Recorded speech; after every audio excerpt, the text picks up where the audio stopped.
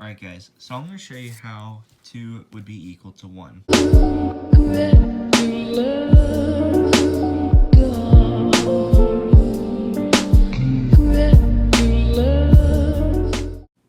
First, you just get any 2 variables. We'll use a and b. And you just let them be equal to each other. So you have a equals b. Alright?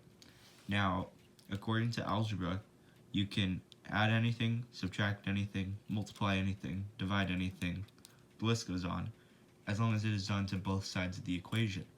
So what we're going to do, we're going to multiply both sides by a. So we get a squared equals ab. So far we're good. Now we can also subtract stuff from both sides. So we'll subtract b squared from both sides.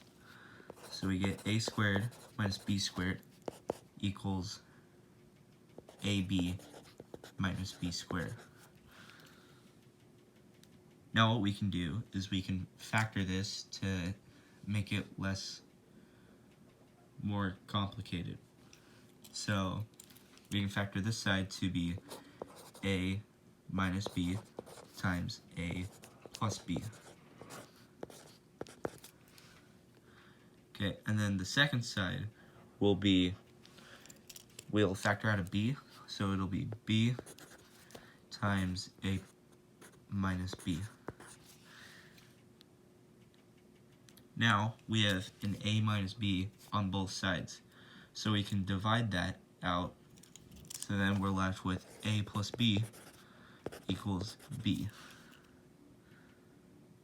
But since a equals b, we can substitute the a for b, so we get b plus b equals b.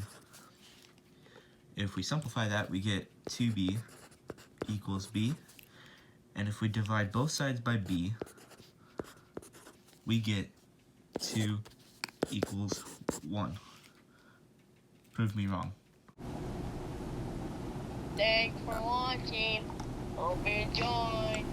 You're a bot, by the way.